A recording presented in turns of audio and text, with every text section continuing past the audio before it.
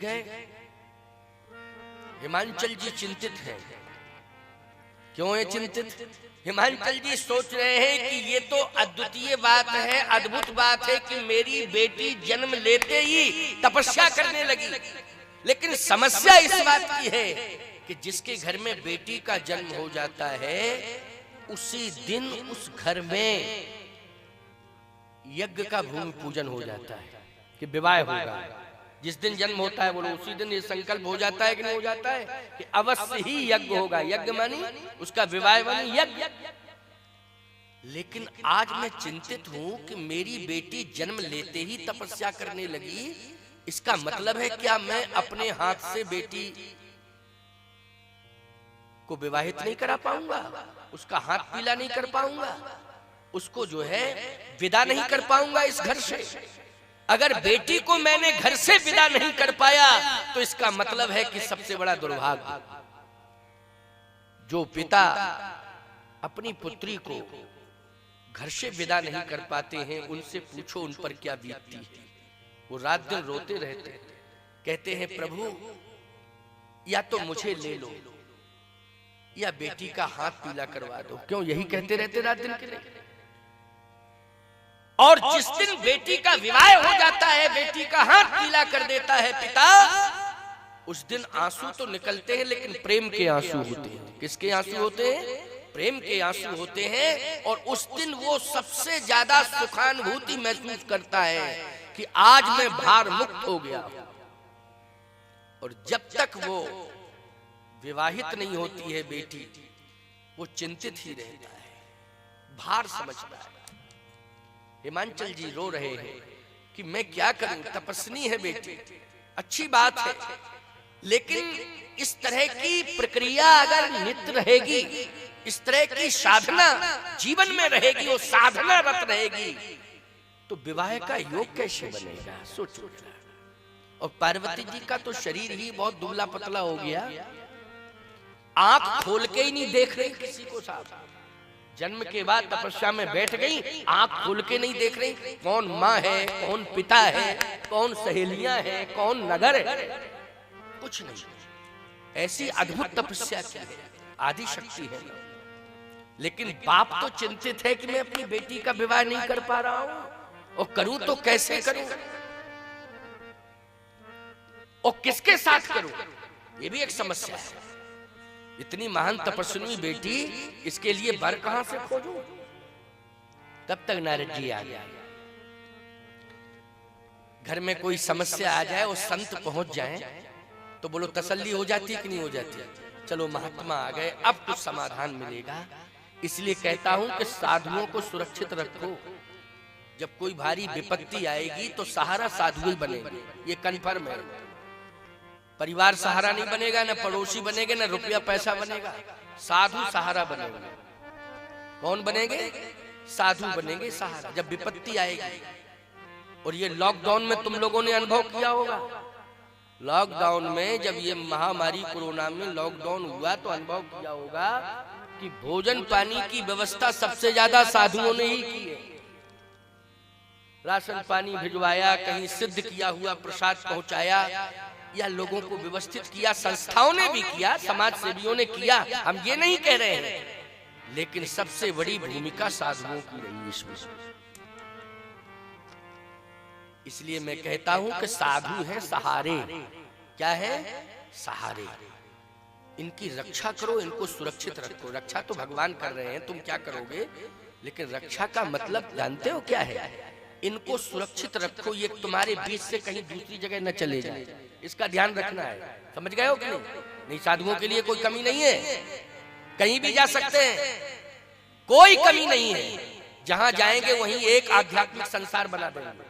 ये साधुओं की खासियत होती है। आध्यात्मिक दुनिया बनाने में साधु सबसे ज्यादा एक्सपर्ट है, बहुत जल्दी बनाते हैं। लेकिन तुम लोग सुरक्षित रहो, तुम्हारा सहारा न टूटे। कोई बहुत बड़ी आपत्ति विपत्ति आए तो समाधान कौन देगा? बोले समाधान धन नहीं देगा, समाधान तो सनातन धर्म देगा। और सनातन धर्म के प्रेरी होते हैं संत। इसलिए संतों को बहुत सुरक्षित रखने की आवश्यकता है। कि ये हमसे दूर ना हो जाए, इनको व्यवस्थित रखो, सुरक्षित रखो। नारद जी पहुंचे तो हिमांचल जी प्रसन्न हो गए। वाह, हम तो चिंतित बैठे थे, लेकिन चिंता दूर करने के लिए संत आए। एक राजा है, पर्वतों का राजा है और गंभीर बहुत है, अचल प्रतिष्ठित है, हिमालय। इतना गंभीर राजा, हिमालय पर्वतों के राजा, लेकिन वो भी चिंतित है प्यारे। लेकिन संत को देख करके, नारद को देख करके हिमांचल जी महाराज के नेत्र प्रेम से छलछला पड़े और कहने लगे, महाराज स्वागत है आपका, आप मेरी चिंता को दूर करने के लिए पधारे हैं, आपका स्वागत है, स्वागत है, स्वागत है, पधारिए। नारद जी ने कहा, समस्या क्या है? हिमांचल जी क्या समस्या है? कहे, समस्या यही है कि बेटी तपस्या कर रही है, जन्म से विवाह के लायक है, योग्य है। अब विवाह कैसे करूं? विवाह करना मेरा धर्म है, क्योंकि मेरी बेटी है, विवाह तो मुझे करना ही पड़ेगा। और यदि विवाह नहीं करता हूं तो मेरे जीवन के जितने सुकृत हैं वो सब नष्ट हो जाएंगे, क्योंकि बेटी का विवाह करना अनिवार्य है। और याद रखना, बेटी का विवाह जिन हाथों से हो जाता है, सुकृत बढ़ जाते हैं उनके। समझ रहे हो क्या हो जाता है? सुकृत बढ़ जाते हैं। बेटी का जन्म होते ही जो अग हैं वो कम हो जाते हैं और पुण्य जो है वो बढ़ जाते हैं, ये विशेषता है। बेटी का जन्म होता है तो जो अगमानी पाप होते हैं वो कम हो जाते हैं और पुण्य जो है बढ़ जाते हैं, ये बेटी की विशेषता होती है। इसलिए बेटी का घर में जन्म लेना परम आवश्यक है। भगवान से ये प्रार्थना किया करो कि हमारे घर में एक बेटी जरूर आवे, जरूर आवे। दो संकल्प हो, एक ही नहीं हो। हमारे घर में गौ माता अवश्य रहे, हमारे घर में गौ माता आवे और हमारे घर में एक बेटी जरूर आवे, ये निश्चित रूप से। लेकिन विकल्प है कि यदि गौ माता को नहीं रख सकते हो तो गौशाला विकल्प है। लेकिन उस गाय का प्रतिवर्ष का भार वहन व्यक्ति को करना पड़ेगा, ये धर्म कहता है। घर में नहीं रख सकते हो, गौशाला में रखिए, अखाड़े में गौशाला है, यहाँ रखिए, लेकिन उस गाय का संकल्प लो, ये मेरी गाय है, साल भर का जो भी इसमें खर्च आएगा वो हम वहन करेंगे। बस आधार के लिए गौशाला है, समाधान है। लेकिन बेटी को तो घर में ही रखना पड़ेगा प्यारी। और बेटी घर में जन्म लेती है तो निश्चित रूप से उस घर में दरिद्रता दूर होने लगती है। बेटी के लोग उल्टा अर्थ करते, बेटी आ गई कर्ज आ गया, ऐसा मानते हैं। नहीं नहीं, बेटी के आते ही दरिद्रता दूर होने लगती है। अनुभव न करो ये अलग बात है, अब तुम बिल्कुल मन से ही दरिद्र हो तो अलग बात है, कुछ भी सोचो। लेकिन सत्य तो ये है कि बेटी आ जाए घर में तो दरिद्रता दूर होने लगती है। आजकल यही तो समस्या है, बेटी घर में आई तो मन के जो दरिद्री होते हैं वो कहते हैं कर्जा आ गया, और बेटा यदि पैदा हो गया तो लोग कहते हैं फिक्स डिपॉजिट हो गया। फिक्स डिपॉजिट हो गया, बेटा का जन्म हुआ तो फिक्स डिपॉजिट हो गया, और बेटी आई कर्जा हो गया। क्या दरिद्री मानसिकता है लोगों की, समझ में नहीं आता है। खबरदार, स्वस्थ मानसिकता बनाओ, स्वस्थ चिंतन रखो और सावधानी से मेरी बात को सुनना। बेटी के लिए तो भगवान से प्रार्थना करो, चिंता नहीं करनी है, भगवान समाधान देंगे। नारद जी महाराज को भेज दिया कि जाइए, हिमांचल जी चिंतित बैठे हुए हैं, उनकी चिंता को दूर करिए। नारद जी महाराज आए, नारद जी महाराज आए।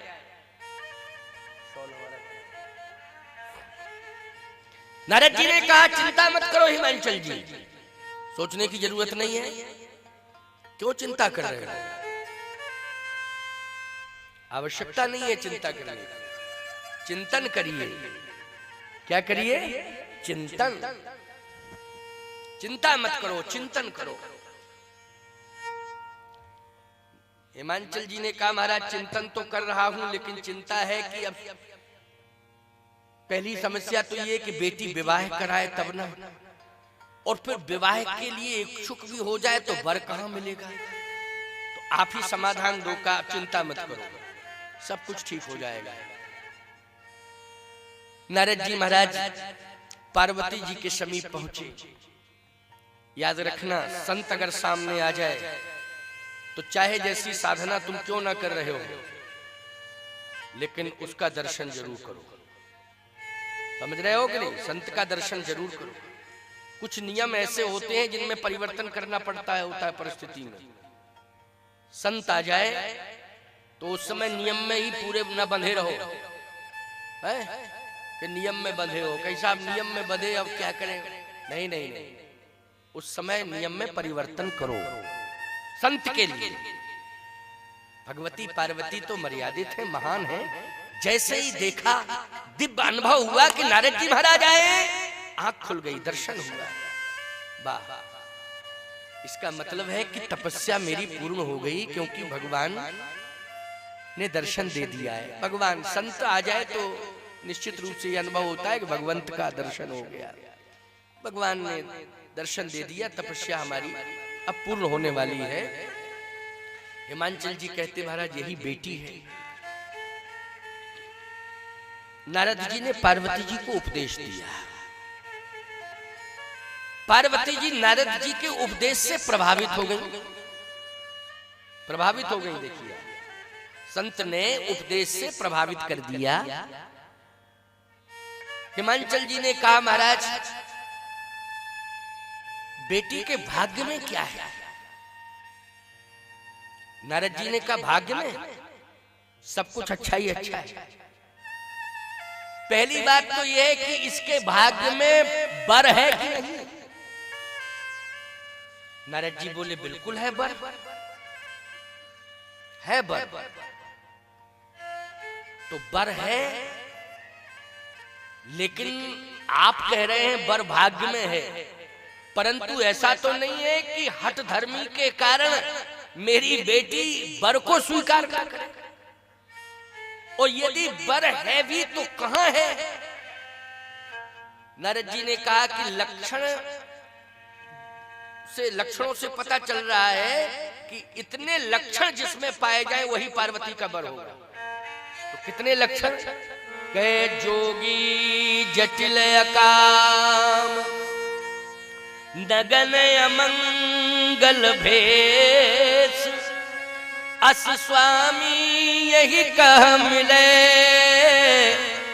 परिहस्त असरेख।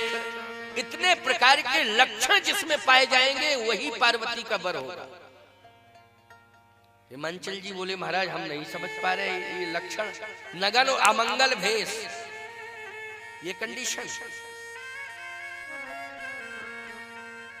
लेकिन महाराज बात यह है कि इन लक्षणों को सुनकर के मेरी बेटी स्वीकार भी करेगी क्या? जोगी जटिल काम नगन अमंगल भेष, इन लक्षणों को सुन करके क्या मेरी बेटी स्वीकार करेगी? मुझे तो नहीं लगता है। कहे तुम चिंता मत करो, वो मेरा काम है, मैं पार्वती से समझ लूंगा, पूछ लूंगा। पार्वती तुम तपस्या कर रही हो, हाँ। आखिर तपस्या करने का उद्देश्य क्या है?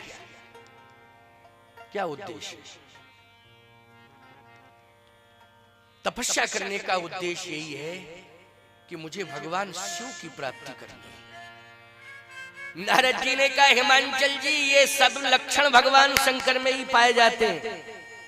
जोगी जटिल काम नगन अमंगल भेष, अस्वामी यही काम मिले परिहस्त रेख, ये संपूर्ण लक्षण भगवान शिव में पाए जाते हैं। और पार्वती जन्म से ही तपस्या कर रही हैं भगवान शिव को प्राप्त करने के लिए, इसलिए अब चिंता करने की जरूरत ही नहीं।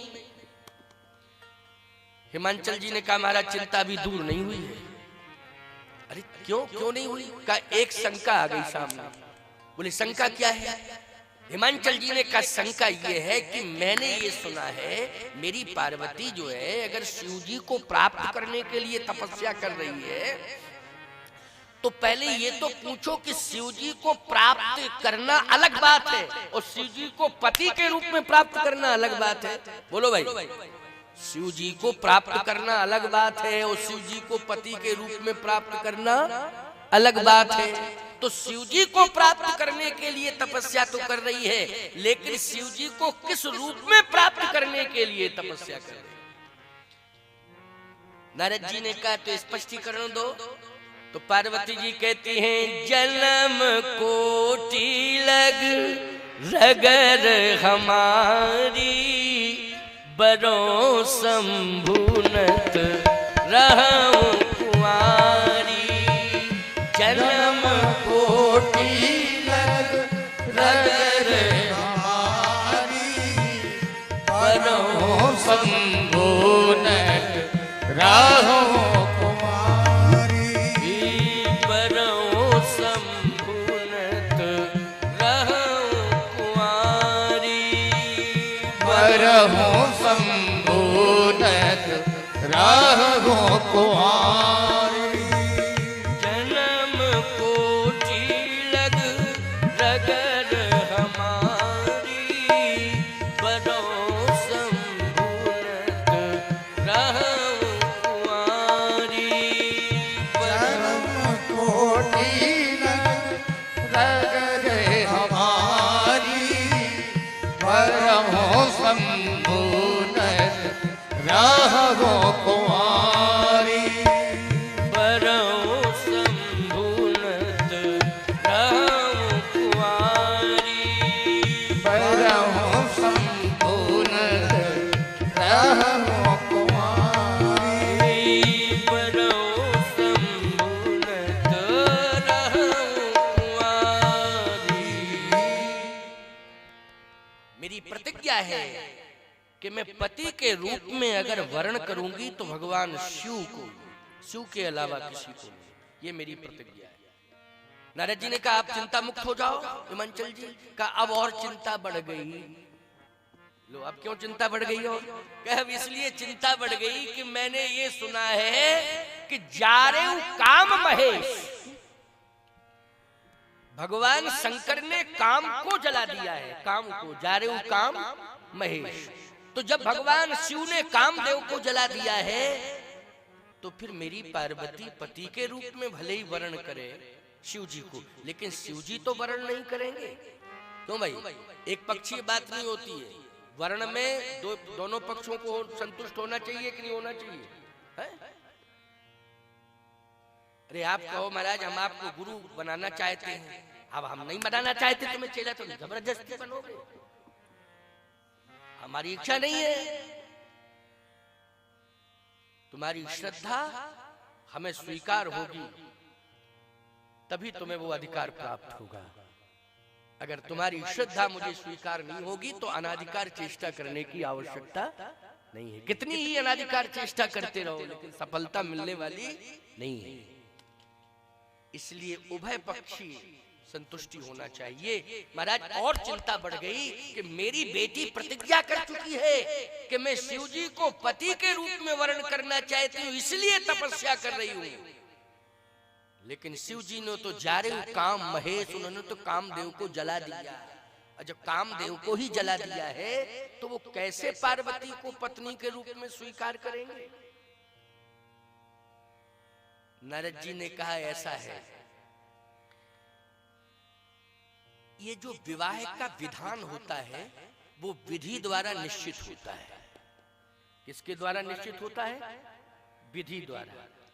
और अगर विधि द्वारा ये निश्चित होगा तो इसका विधान जो है पूरा भगवान कराएगा। अब इसमें तुम्हें सोचने की जरूरत नहीं है।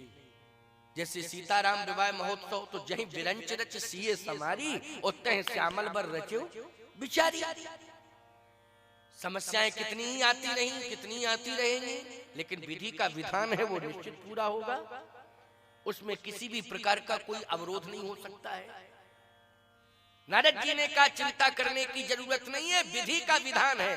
अच्छा एक बात बताओ, पिता को और पुत्री को दोनों को उपदेश के द्वारा संतुष्ट कौन कर रहा है? जल्दी बोलो। महात्मा कर रहा है, संत कर रहा है, सदगुरु कर रहा है। इसलिए कहता हूं कि परिवार में सदगुरु की आवश्यकता है। अवश्य ही होना चाहिए सदगुरु। बिना सदगुरु के परिवार निराधार होता है, किसी काम का नहीं होता है प्यारे। लेकिन सदगुरु संत हो, है? कौन हो? संत हो। मुझे राम से मिला दे ऐसा कोई संत मिले, श्री राम से मिला दे ऐसा कोई संत मिले। आज भगवान शंकर काम को जला चुके हैं। नारद जी ने कहा कि मैं जानता हूं, आप भी जानते, मैं भी जानता हूं, सारी दुनिया जानती, जा रहे हो काम है। भगवान शिव ने काम को जला दिया है, लेकिन भगवान शिव पार्वती को कैसे स्वीकार करेंगे, ये विधि का विधान है।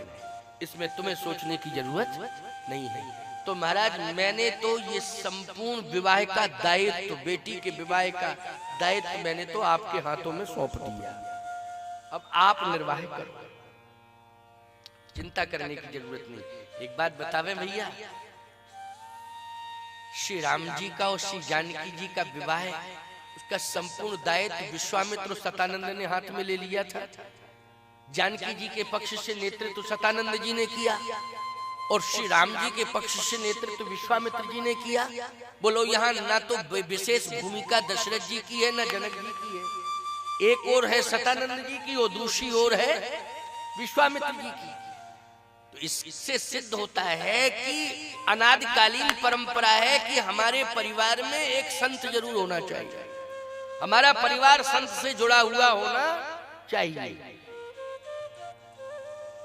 आज यहाँ देखिए हिमांचल जी के यहाँ, हिमांचल जी ने अपनी बेटी के विवाह का संपूर्ण दायित्व श्री नारद जी के हाथ में सौंप दिया। क्या हिमांचल जी गए थे भगवान शंकर के पास? बता दो, गए हो तो बताओ। किसी के यहाँ गए हिमांचल जी? नहीं गए। ये जाने का काम किसने किया? श्री नारद जी महाराज ने किया। जाने का काम नारद जी ने किया, पूरा समाधान नारद जी के द्वारा। अब नारद जी पहुंचे कहां? कैलाश पर्वत पर। सुन लीजिए, बहुत विस्तार तो नहीं करूंगा क्योंकि कथा में विस्तार होता जाए। कल राम जन्म पर आधारित कथा होगी, कल श्री राम जन्म पर आधारित कथा होगी। श्री राम जन्मोत्सव कल मनाया जाएगा। श्रीमद् भागवत की परंपरा में तो चौथे दिन राम जन्म होता है। श्री रामचरितमानस की परंपरा में तो मैं कहता हूं कि राम जन्म का 9वें दिन ही हो, लेकिन विस्तार बहुत पकड़ा दिया जाए तो। लेकिन फिर भी कथा का विस्तार करना है, पूरी रामचरितमानस की कथा सुनानी है, तो इसके लिए तीसरे दिन ही राम जन्म होना आवश्यक हो जाता है, क्योंकि फिर कथा का विस्तार भी तो करना है।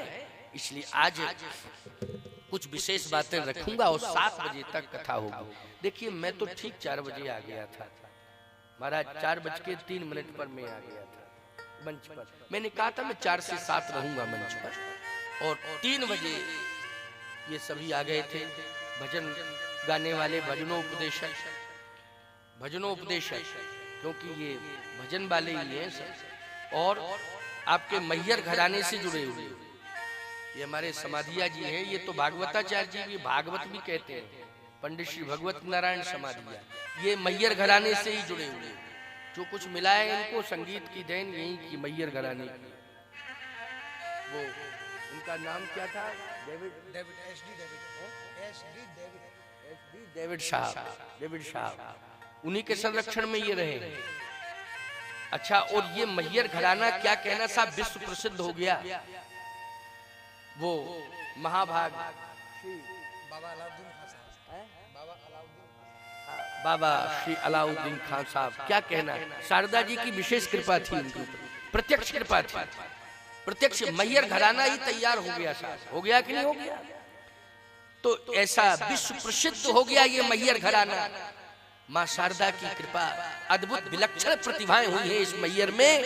इसलिए मैहर तो वास्तव में माँ भगवती शारदा माँ की भूमि, और श्री राम जानकी मैहर बड़ा अखाड़ा ये वैष्णव परंपरा का एक हमारे श्रेष्ठतम स्थान है, जहाँ पूरे वैष्णव समाज के लोग मैहर अखाड़े को याद करते हैं साहब, सेवाओं से बहुत प्रभावित हैं। और इस दिव्य परंपरा में अद्भुत संत हमारे वर्तमान में जिनका दर्शन कभी कभी हो जाता है, परम तपस्वी महापुरुष हैं श्री संत शरणजू महाराज। समय समय पर वो आज भी दर्शन हम लोगों को देते हैं। ऐसे ऐसे संत आज इस समाज में हैं जो अरण्य अभ्यारण्य में रहते हुए भी कभी कभी कृपा करते हैं तो समाज में आकर के दर्शन दे देते हैं। ये उपलब्धियां इस अखाड़े से तो आए, सुने ध्यान से। बड़ी भावपूर्ण बात है कि हिमांचल जी को विश्वस्त कर दिया, संतुष्ट कर दिया नारद जी ने, का चिंता करने की आवश्यकता नहीं है, सब कुछ पूरा होगा। विवाह का कार्य पूरा होगा, विवाह समय से होगा। मैं स्वीकार करता हूं इस दायित्व को, निर्वाह भी करूंगा। नारद जी सीधे गए कहां? कैलाश पर्वत। भगवान शंकर समाधि में हैं। मैंने आपसे बताया ना कि चाहे जितना बड़ा संकल्प तुमने क्यों ना लिया हो नियम पूरा करने का, लेकिन संत आ जाए तो संकल्प में संशोधन कर लेना चाहिए। उसमें किसी भी प्रकार के हट की आवश्यकता नहीं है। ध्यान से सुनना, ये आप सबके लिए बहुत प्रेरणादायी बात है। भगवान शिव ने देखा कि नारद जी आए हैं, नेत्र खुल गए भगवान शिव। आइए नारद जी, आइए आइए आइए, स्वागत है, आइए पधारिए। कैसे आना हुआ? और प्रभु ठीक हैं, क्योंकि आप विशेष पार्षद हैं उनके। ठीक हैं? कहाँ ठीक हैं? वो बिल्कुल ठीक है। आप कैसे हैं? कहा मैं उन्हीं का तो चिंतन कर रहा हूँ, मैं भी ठीक ही हूँ, उन्हीं का चिंतन कर रहा हूँ, उन्हीं की सेवा में लगा रहता हूँ, चिंतन ही करता रहता हूँ। और बताएं महाराज, एक निवेदन है। क्या? एक राक्षस हो गया पैदा है। कौन सा राक्षस? बोले तारकासुर। तारक असुर भयो कहीं काला। बहुत खतरनाक राक्षस हुआ है। उसने देवताओं का अस्तित्व समाप्त कर दिया। अच्छा अच्छा, देवताओं का अस्तित्व। हाँ, और सत्य तो ये कि आपका भी अस्तित्व खतरे में। आप भी सुरक्षित नहीं रह पाएंगे। इतना खतरनाक है वो कि आप भी सुरक्षित नहीं रह पाएंगे। देवता तो भागे भागे फिर रहे और आपका भी अस्तित्व खतरे में है। अरे तो क्या होना चाहिए नारद? आपकी परम आवश्यकता है इसकी, तो मैं उसका वध करूं क्या?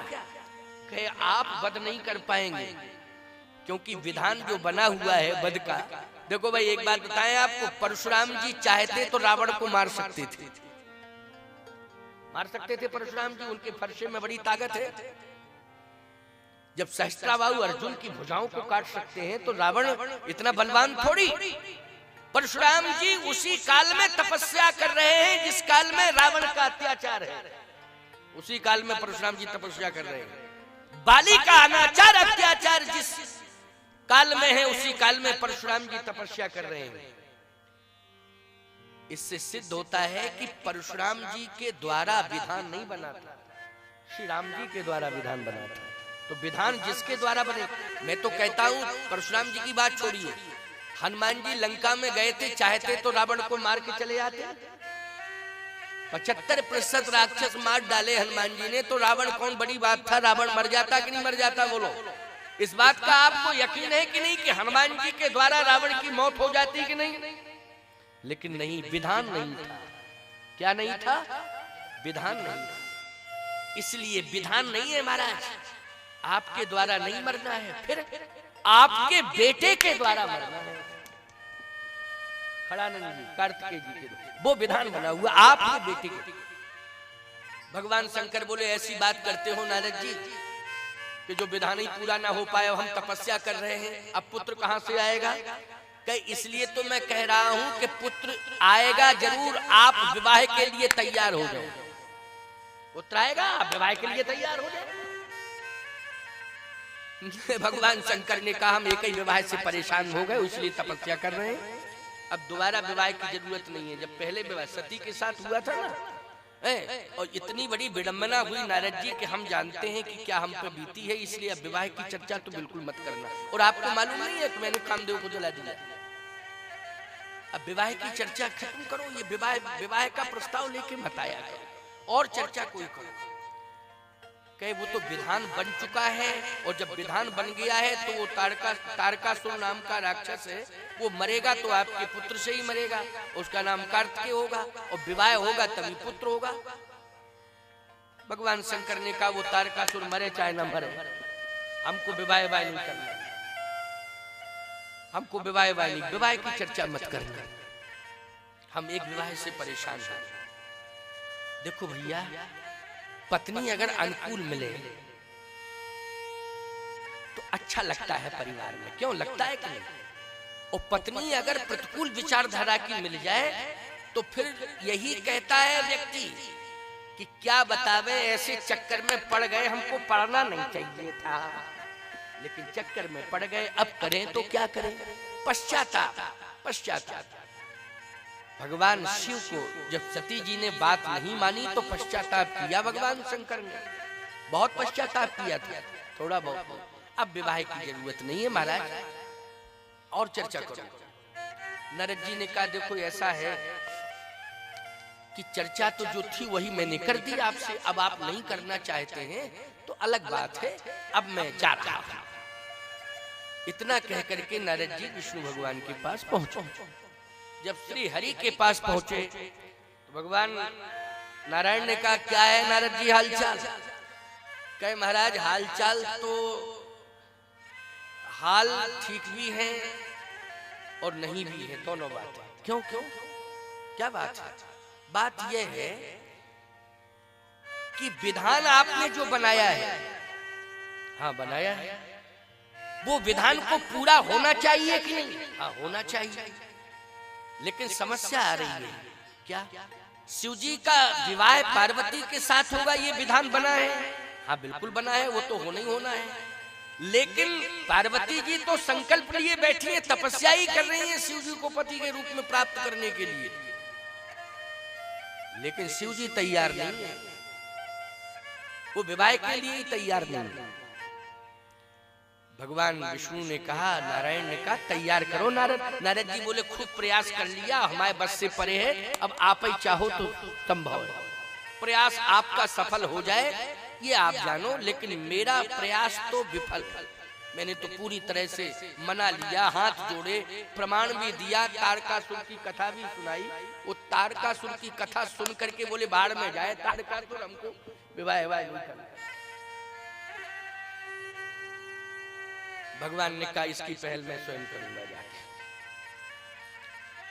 कल्पना करो आप, भगवान शिव के पास विवाह का प्रस्ताव लेके कौन पहुंचे हैं? जल्दी बोलो।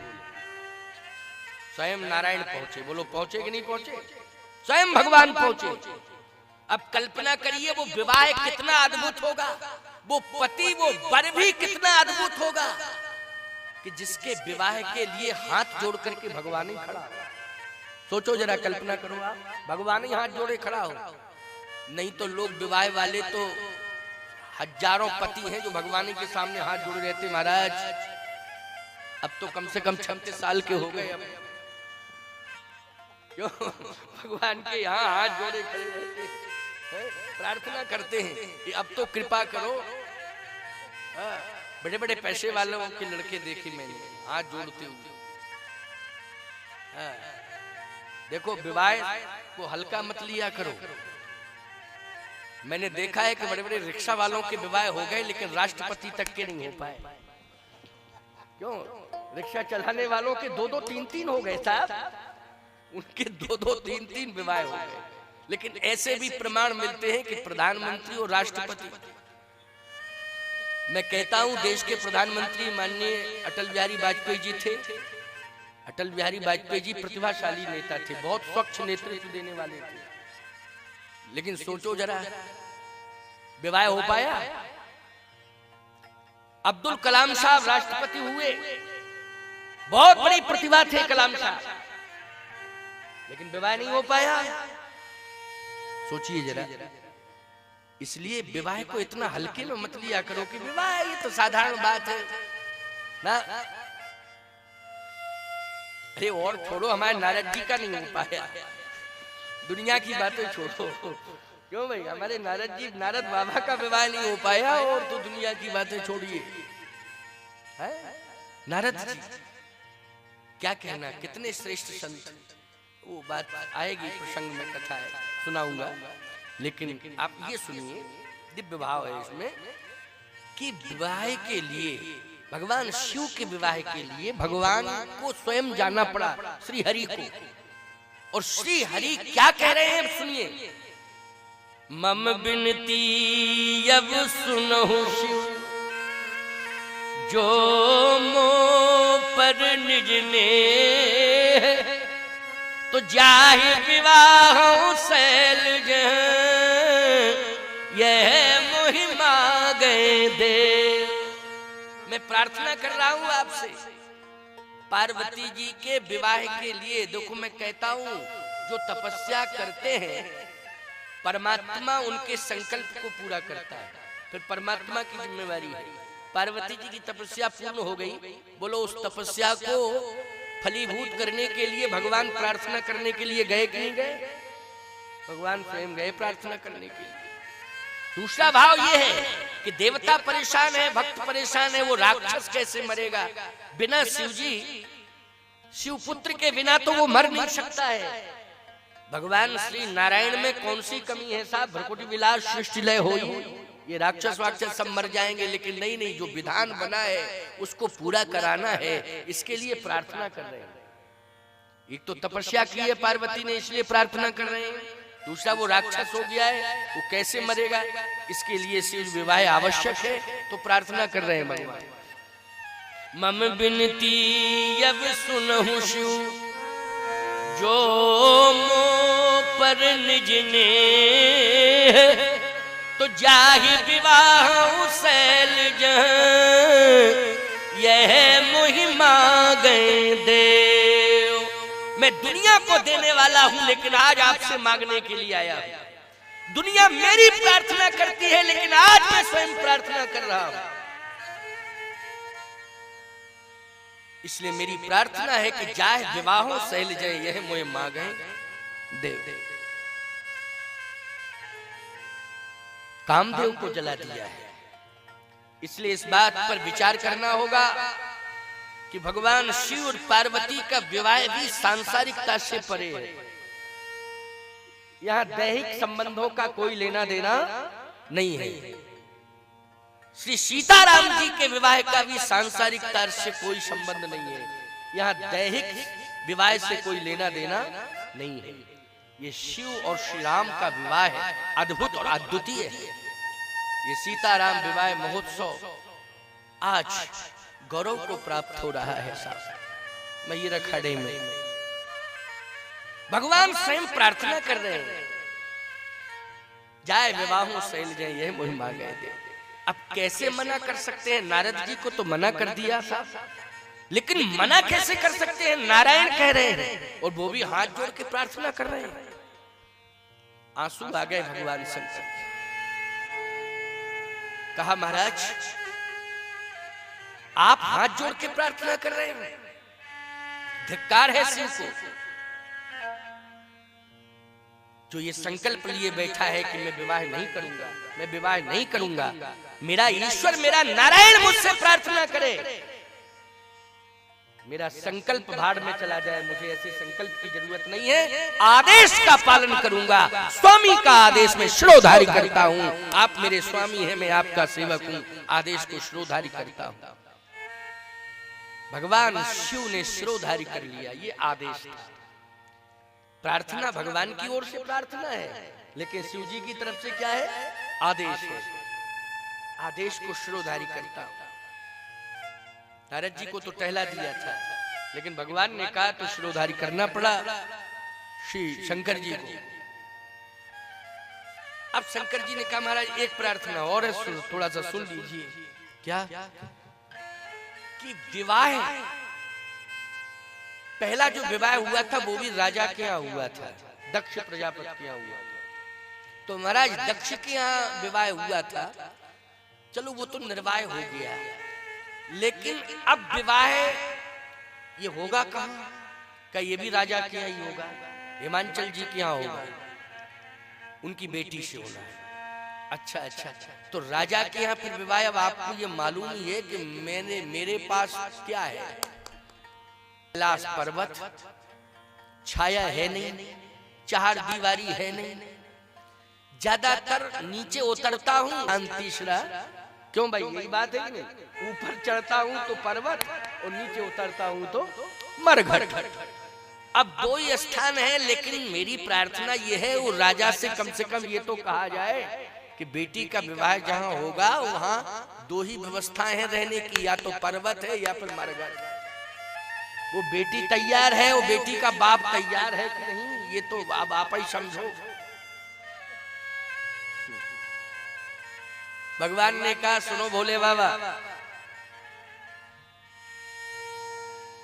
हिमालय में कैलाश की महान महिमा है। कैलाश की महिमा क्या कहना, बहुत बड़ी महिमा है कैलाश की, जिस पर आप निवास करते हैं। जितने भी पर्वत हैं कैलाश से श्रद्धान्वित हैं। बोलो है कि नहीं, कैलाश से श्रद्धान्वित हैं। आपके इस पर्वत के प्रति ही अपार श्रद्धा है पूरे विश्व की, तो आपकी तो बात ही अलग है। क्यों, कैलाशी पर्वत के प्रति अपार श्रद्धा है। ऑक्सीजन की कमी होने के बाद भी लोग कैलाश जाते हैं और परिक्रमा भी करते हैं, दर्शन करते हैं, मानसरोवर में स्नान करते हैं। बड़ी महिमा है। ऐसी भव्यता दिव्यता कहाँ होगी, मानसरोवर लहला रहा है। देखिए, जो मुक्ति प्रदान करता है पूरी दुनिया को, कैलाश का अद्भुत सौंदर्य। कहे ठीक है, ये तो आपकी वाणी से प्रशंसा हो रही है। और मरघट को भी साधारण न समझा जाए। मरघट ही एक ऐसा होता है जहां समानता का व्यवहार अपने आप हो जाता है। बोलो हो जाता है, चाहे भिखारी हो चाहे राजा हो, जब तक जीवंत अवस्था में रहते हैं तब तक अपने अपने स्वभाव में रहते हैं, अपने अपने प्रभाव में रहते हैं। लेकिन जब प्राण निकल जाते हैं तो सब समान हो जाते हैं, भिखारी भी और राजा भी, दोनों एक ही जगह पहुंच जाते हैं। वो मरघट है, उसको कहते हैं श्मशान। और याद रखना, ये श्मशान का जो अस्तित्व बढ़ा है वो आपके कारण बढ़ा है। किसके कारण? आपके कारण बढ़ा है। और ये श्मशान पर जो पहुंचता है उसकी शान समान हो जाती है। ये महिमा आपकी है। अगर आपने वहां स्थान न लिया होता तो श्मशान की भी महिमा नहीं थी, इसलिए आपके द्वारा। और दूसरी बात, श्मशान पर जो जाता है निश्चित रूप से अग्नि संस्कार जिसका होता है श्मशान पर, आप वहां निवास करते हैं। और आपके निवास करने से मरने वाले को मुक्ति अवश्य मिल जाती है, क्योंकि आप मरने वाले के कान में राम मंत्र फूंक देते हैं। क्यों भाई, यही तो विशेषता है भगवान शिव की। जैसे मुक्ति जन्म में ज्ञान खान अगहान कर, जय व शंभु भगवान सो काशी से ये कसना। काशी में मुक्ति क्यों मिलती है? काशी में इसलिए मुक्ति मिलती, भगवान शिव रहते। तो करते क्या है वो भगवान शिव? बोले करते यही है कि मरने वाले के कान में मंत्र, राम मंत्र, तारक मंत्र फूंक देते हैं। और तारक मंत्र का जब प्रवेश होता है तो व्यक्ति तर जाता है। तो इस श्मशान पर भी प्यारे यही है, भगवान शिव का वास है। और भगवान शिव का वास है, इसलिए मैं कहता हूं श्मशान की मर्यादा सुरक्षित होनी चाहिए। उसमें किसी प्रकार की कोई त्रुटि नहीं होनी चाहिए। श्मशान का अपनी जगह महत्व। अच्छा, श्मशान पर घंटा 2 घंटा आध घंटा जितना भी व्यक्ति रहता है, उस समय उसे निश्चित रूप से मृत्यु का ज्ञान हो जाता है कि मृत्यु सत्य है। इतना ज्ञान तो हो ही जाता है। क्यों हो जाता है कि नहीं हो जाता? इतना ज्ञान कि मृत्यु सत्य है, ये बिल्कुल कंफर्म है कि मृत्यु सत्य है। सामने देखता है वो व्यक्ति, तो मृत्यु का ज्ञान हो जाता है। और जिससे मृत्यु का ज्ञान हो जाए, निश्चित रूप से उसे भगवान का स्मरण भी रहता है कि मरना सत्य है, तो बिना भगवान के काम चलने वाला नहीं है। यहाँ जिंदा में तो हम अपनी चला लेंगे, लेकिन मरने के बाद किसकी चलेगी? भगवान ही की चलेगी, किसी की नहीं चलेगी। भगवान के अलावा किसी की नहीं चलेगी। ज्ञान हो जाता है मरघट पर। एक चेला ऐसा अकड़ू मकड़ू आया गुरु के पास कि गुरुजी ने पूरा ज्ञान दे दिया, लेकिन उसके अकल में नहीं आया। गुरु बहुत परेशान। और शिष्य कहने लगे महाराज आपने बड़े बड़े लोगों को ज्ञान दे दिया, लेकिन ये ऐसा चेला मिला आपको कि ये ज्ञान का एक अक्षर भी स्वीकार नहीं करना चाहता और पूरी ताकत आपने लगा दी। कहे नहीं, अभी पूरी ताकत, थोड़ी ताकत बची है, अभी इसको ज्ञान देंगे, इसकी समझ में नहीं आ रहा है। फिर बोले अब मरघट वाला ज्ञान देंगे, मरघट पे जाके ज्ञान देंगे, मरघट पर। तो गुरु ने बस संयोग था कि एक महात्मा का शरीर शांत हुआ, तो जब शांत हुआ तो उसी आश्रम की परंपरा में एक मरघट बना हुआ था, तो ले गए वहीं। गुरु भी साथ में गया, चेले से कहा चल, चेला भी गया। अब वो संत इतने प्रभावशाली थे साहब कि हजारों की संख्या में वहां लोग पहुंच गए। विधिवत उनका संस्कार हुआ। संस्कार हुआ साहब, संतों का ही होता था उस स्थान पर संस्कार, वो निश्चित था संतों के लिए। बार बार देखे महात्मा को वो महात्मा, और अपने चेला को देखे, और फिर चेले से कहे तू देख रहा है? बोले हाँ देख रहा हूं। देखो क्या हो रहा है, लास्ट में यही होता है कि नहीं होता है? बोले हाँ होता है। तेरी समझ में कुछ आया? बोले आया। अब जब समझ में ही आ गया तो अब समझाना नहीं, अब समझ पाया तू मरघट पर? कहा समझ में आ गया। अच्छा क्या बता दे, क्या आया समझ में? बोले यही समझ में आया कि लकड़ी का धंधा अच्छा चलेगा यार, ये समझ में आया। समझ गए कि नहीं? मरघट पर भी उसको ये समझ में आया कि लकड़ी का धंधा यहाँ अच्छा चलेगा। गुरुजी ने माथा पकड़ा, बोले धन्य है तू और तेरे माँ बाप और तेरा संसार, अब मुझसे पिंड छुड़ा दो। जब मरघट पर भी तुझे धंधा याद आ रहा है तो इसका मतलब ये है कि तू मुझे ही अंधा करने के लिए आया है। हाँ, गुरु ही को अंधा करने के लिए आया कि गुरु के सामने इस ऐसी कंडीशन में भी धंधा ही दिखाई दे रहा है। तो सीधी सी बात ये है कि जीवन में हम मरघट को साधारण न समझें। ऊंचाई में कैलाश की बड़ी महिमा है और धरती पर मरघट की भी अपनी महिमा है। दोनों में शिव का वास है, कैलाश पर भी शिव का वास है, उच्च शिखर पर शिव निवास करते हैं और मरघट पर भी शिव निवास करते हैं। शिव कल्याण, यानी कल्याण करने के लिए धरती पर भी वो कल्याण करते हैं और आकाश में भी वो कल्याण करते हैं। सुमेरु का अर्थ है, कैलाश का अर्थ है कि जिसकी ऊंचाई आकाश को छू रही हो। एक भाव है, किसे छू रही हो? आकाश को छू रही हो। इसका मतलब है कि आकाश में भी शिव के द्वारा कल्याण है और धरती पर भी शिव के द्वारा कल्याण है। शिव समत्व के देवता हैं और शिव के द्वारा ही कल्याण संभव है। भगवान ने कहा कि आपको चिंता करने की जरूरत नहीं है, ये मेरी जिम्मेवारी है। संसार में जितने विवाह हुए हैं वो विवाह सब आपके विवाह के आगे फीके पड़ गए, फीके पड़ जाएंगे। अच्छा हाँ, ऐसी व्यवस्था, सारे विवाह फीके पड़ जाएंगे, ये मेरी जिम्मेवारी है। अब भगवान जिसके विवाह की जिम्मेवारी ले लें भैया, संसार के विवाह तो फीके पड़ ही जाएंगे, भगवान ही जिम्मेवारी ले रहे हैं। तो फिर मुझे बोले कुछ नहीं करना है, केवल आपको तो दूल्हा बनना है, बर बनना है और कुछ नहीं। ठीक है, आपकी इच्छा है। व्यवस्था, बोले व्यवस्था हम सब करेंगे। भगवान ने सीधा इंद्र से कहा, डायरेक्ट इंद्र से कहा भगवान, सुनिए इंद्र देवता, जितने भी देव हैं वो सब बाराती बन के जाएंगे, जितने देव हैं सब बाराती बन के जाएंगे, ये मेरा आदेश है। इंद्र ने कहा आदेश शिरोधारी है। अब कल्पना करो आप देवता बाराती बन के जावे। अरे बाराती अलग होते हैं, देवताओं का तो पूजन होता है, आवाहन होता है, क्यों भाई होता है कि नहीं? पूजन होता है, लेकिन देवता बाराती बन के जाएंगे। इंद्र ने स्वीकार कर लिया, आज्ञा शिरोधारी।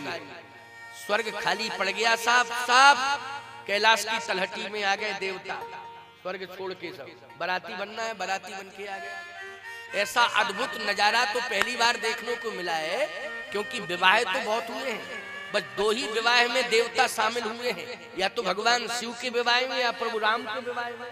क्यों भाई?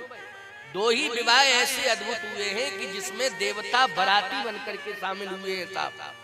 एक तो राम जी के विवाह में, दूसरा शिव जी के विवाह में। तो सब देवता उतर के आ गए कैलाश के आसपास, सब बाराती बन के घूम रहे हैं। ये बाराती। अच्छा, विवाह शंकर जी ने कहा महाराज विवाह कौन पढ़ेगा, क्योंकि हमारे पास तो ऐसी कोई व्यवस्था, क्योंकि वर पक्ष का पंडित अलग होता है और वधु पक्ष का अलग होता है। विवाह कौन पढ़ेगा? ब्रह्मा आके पढ़ेगा। और कौन पढ़ेगा? ब्रह्मा। अब ब्रह्मा जी उतर आए साहब ब्रह्मधाम छोड़ के विवाह पढ़ने के लिए। बताओ, ब्रह्मा की कृपा से आप सब पढ़ रहे हो विवाह कर्मकांड, किसकी कृपा से? ब्रह्मा की। लेकिन ब्रह्मा ही आ गए विवाह को पूरा कराने के लिए। बोलो, ऐसा विवाह, सब विवाह फीके पढ़ रहे कि नहीं पढ़ रहे? ब्रह्मा ही विवाह पढ़ने के लिए आ गए। देवता बाराती बन के आ गए। बारातियों को नियंत्रित कौन रखेगा? इंद्र बोला मैं स्वयं रखूंगा। सोचो जरा, राजा जो है नियंत्रक बन गया है बारातियों की, ये इंद्र बन गया है। इंद्र ही बहुत बड़ी चीज है। इंद्र कितनी बड़ी चीज है, कल्पना करो आप। लेकिन इंद्र जो है किस भूमिका में है? बोले जितने भी देवता बाराती बन गए हैं उन पर नियंत्रण करने की भूमिका में इंद्र है, व्यवस्था में लगा हुआ है इंद्र। सीधी सी बात। ब्रह्मा जी विवाह पढ़ने के लिए आ गए। जितने संत थे जो तपस्या कर रहे थे कैलाश के आसपास, वो सभी संत आ गए। इतने संत आ गए साहब, विवाह धन्य है वो कि जिसमें संत ही चल रहे हो। 2 ही विवाह ऐसे हुए जिनमें संत स्वयं उपस्थित हुए हैं। कौन? एक तो भगवान शिव का और दूसरा प्रभु राम का, जिसमें मुनि समूह में बैठे सन्मुख सबकी ओर, शरद चंद्र तन चितवत मानहु निकर चको। ये 2 ही विवाह अद्भुत है जिसमें संत आए हैं। 2 ही विवाह अद्भुत है जिसमें देवता आए हैं। ये तो राम जी का विवाह और शिव जी का विवाह है। सब संत आ गए। ये सब बाराती बन करके जा रहे हैं संत, समझ लो। बारात में एक ही महात्मा आ जाए, अच्छा श्रेष्ठ तो कहना ही क्या, एक आ जाए तो लोग कहते साहब बड़ी अद्भुत बात है। क्या? एक ही संत आ गए। बड़े संत आए लेकिन एक ही आए। यहाँ तो सब बड़े ही बड़े संत, सब बड़े बड़े संत हैं, क्योंकि शिव जी का विवाह है। संत ही संत दिखाई दे रहे, देवता ही देवता दिखाई दे रहे हैं। प्रकृति अद्भुत सौंदर्य प्रदान कर रही है। क्यों? हिमांचल जी जो है पर्वतों के राजा है, तो राजा की बेटी की शादी होगी तो बोलो प्रकृति अपना काम करेगी कि नहीं करेगी? दिव्यता आ गई साहब, भव्यता। अरे कितना सजाते हो तुम लोग, कितना सजा पाओगे? कृत्रिम सौंदर्य से शादियों में कितना सजा पाओगे? प्रकृति जिस दिन अपने आप में आ जाएगी, अपना सौंदर्य दिखाएगी, ये कृत्रिम सौंदर्य अपने आप फीका पड़ जाएगा साहब। बोलो पड़ जाएगा कि? पूरा प्रकृति ने सजा दिया। हिमालय से लेकर के, कैलाश से लेके हिमांचल तक, हिमालय तक इतना अद्भुत सौंदर्य कि सब देख रहे हैं, कह रहे हैं सब कुछ उतर के यहीं आ गया। वैकुंठ भी यही है, स्वर्ग भी यही है। अद्भुत दृश्य है। भगवान शंकर देख रहे हैं, कह रहे हैं वाह, मुझे कुछ नहीं करना पड़ रहा है, सब भगवान की व्यवस्था। अब बारात जो है बढ़ाओ आगे, ज्यादा देर करने की जरूरत नहीं, बढ़ाइए। इंद्र ने कहा आपकी आज्ञा। भगवान ने कहा विलंब मत करो। सप्त ऋषियों से कहा कि आप पधारे, आपके नेतृत्व में सभी संत चलेंगे। सभी संत चल रहे हैं। अब भगवान ने कहा शिव जी से कि आप तैयार हो जाओ और आपके लिए विशेष वाहन की व्यवस्था की गई है। तो शंकर जी बोले विशेष वाहन हम नहीं समझ पा रहे। बोले गरुड़। ये बैल पर बैठ के नहीं जाएंगे, नंदी पर बैठ के आप नहीं जाएंगे, क्योंकि बारात जा रहे हो ना, स्पेशल वाहन होना चाहिए ना। ये तो आपका परंपरागत है, पुराना है, साधन है, सब ठीक है रहेगा, लेकिन गरुड़ पर बैठ के आप जाएंगे, ये व्यवस्था मैंने सोची है। आप गरुड़ पर बैठ के जाएंगे। शंकर जी बोले महाराज क्षमा करना, हमारा वाहन हमारा ही है, पूरे विश्व में पहचान है इसी से मिली, गरुड़ से नहीं है। गरुड़ से तो आपकी पहचान। अच्छा बोलो भाई, भगवान शंकर की पहचान किससे? नंदी बाबा से है कि नहीं? और नंदी के बिना कोई शिवालय है संसार में? बता दो भाई, बिना नंदी के कोई शिवालय नहीं है। और नंदी को प्रणाम नहीं किया तो शिव जी प्रणाम पूजा स्वीकार ही नहीं कर सकते। कहा महाराज क्षमा करना, विवाह वाली आज्ञा तो मैंने स्वीकार कर ली है, लेकिन अब हमें क्षमा करो आप। हमको लगता है ये कहना पड़ेगा कि विवाह कैंसिल, क्योंकि नंदी बाबा कैंसिल तो विवाह कैंसिल। इनको तो हम छोड़ ही नहीं सकते, इन्होंने तो हमारा हमेशा साथ दिया है और देते रहेंगे, अनादिकालीन परंपरा है, व्यवस्था है। क्षमा करना, हम गरुड़ पर नहीं बैठेंगे, बैठ के जाएंगे तो नंदी पर ही बैठ के जाएंगे, विवाह हो चाहे ना हो। भगवान शंकर ने कहा तो ठीक है, कोई बात नहीं है, लेकिन वहां पहुंचेंगे हिमांचल जी के यहाँ, थोड़ा चेंज कर देंगे, तत्काल चेंज कर देंगे, अभी अपने साधन से जाओ, कोई बात नहीं। बस शंकर जी ने कहा यही मैं चाहता था और मेरे मन में कोई इच्छा नहीं थी। नंदी बाबा प्रसन्न हो गए, नंदी बाबा प्रसन्न हो गए। और सुनिए आगे, जैसे ही बारात आगे बढ़ी, एक बात पर तो बन गई व्यवस्था कि नंदी को ही साथ लेके जाना है, नंदी पर ही बैठ के जाएंगे। लेकिन जैसे ही भगवान विष्णु थोड़ा आगे बढ़े तो जितने भूत प्रेत पिशाच थे वो सब आ गए। उन भूत प्रेत पिशाचों ने भगवान शिव के चरण पकड़ लिए और चरण पकड़ के कहा महाराज एक प्रार्थना मेरी और सुन लो। क्या? हम लोगों को नहीं ले जाओगे साथ में? शंकर जी बोले मना किसने किया? ये बताओ पहले, मना किसने किया? क्यों इस तरह की बात कर रहे हो? मना किसी ने किया? कहे मना किया नहीं, लेकिन अपने आप मना हो गया। क्यों हो गया? कहे आपके विवाह के व्यवस्थापक है मंगल भवन और हम लोग हैं अमंगल, तो मंगल भवन अमंगल हारी। जहां मंगल भवन व्यवस्था में होंगे, अमंगल क्या करेंगे? भूत प्रेत पिशाच वो लोग क्या है? ये अमंगल है कि नहीं? ये सब अमंगल। तो हम लोग क्या करेंगे जहां मंगल भवन व्यवस्थापक में अमंगल है? हम सब कहां टिकेंगे? वहां रह ही नहीं सकते। इसलिए क्षमा करना महाराज, अब तो साथ छूट रहा है। भगवान शंकर ने कहा नहीं नहीं, अब इस पर हम विचार करेंगे, अब विचार करेंगे। रुको रुको रुको, नारद जी को बुलाया।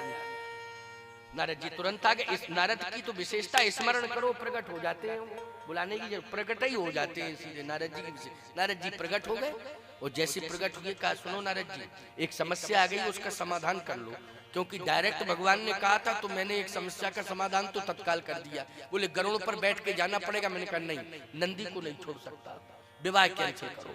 तो स्वीकार कर लिया उन्होंने, नंदी बाबा बैठ के जाओ। लेकिन एक समस्या और आ गई, उसका समाधान कर लो, क्योंकि नारायण तो अब चले गए हैं, लेकिन समाधान आप करो। और इस बारे में हम ज्यादा कहेंगे नहीं उनसे, क्योंकि एक बार मैं कह चुका हूँ विवाह कैंसिल, अब दोबारा फिर करूँ तो गड़बड़ होगा। तो आप थोड़ा सा निर्वाह करो। हमारे कुछ स्पेशल बाराती हैं, वो मेरे साथ जाएंगे, वो मेरे प्राइवेट है, स्पेशल है। तो नारद जी बोले कोई दिक्कत नहीं है, आराम से ले जाओ। कहीं नाम सुन लो पहले, आराम आराम से ले जाओ। ऐसे तुमने कह दिया पहुंच जाए वहां पर बवाल मच जाए, क्या मतलब हुआ भाई? पहुंच जाए वहां बवाल हो जाए, पहले सुन लो और क्लियर हो जाए, तभी जब क्लियर हो जाएगा तभी हम चलेंगे। हाँ तो बताओ बाराती कौन कौन है? हमारे हैं भूत प्रेत पिशाच। नारद जी बोले इनको सबको बाराती बना के ले जाओ?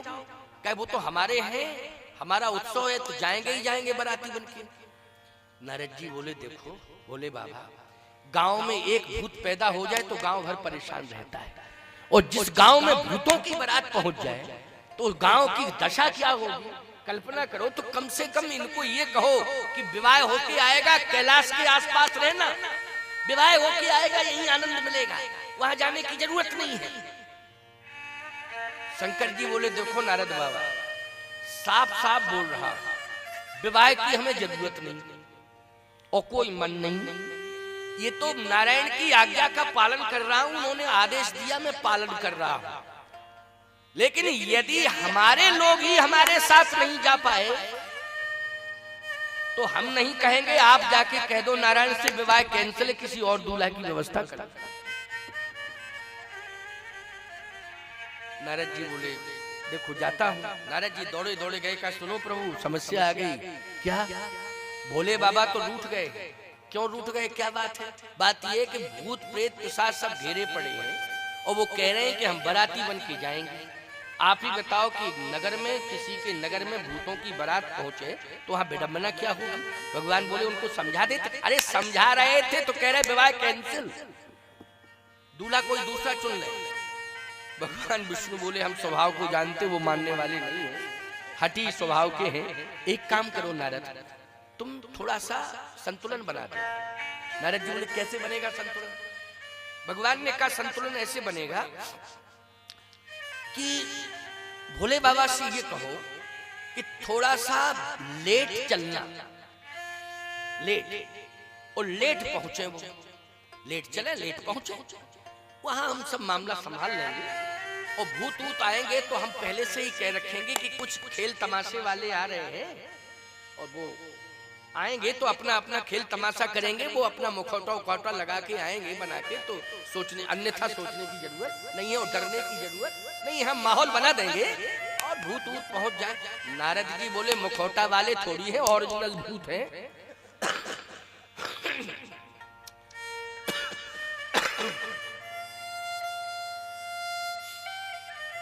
ओरिजिनल भूत है, मुखौटा उखौटा वाले भूत नहीं है।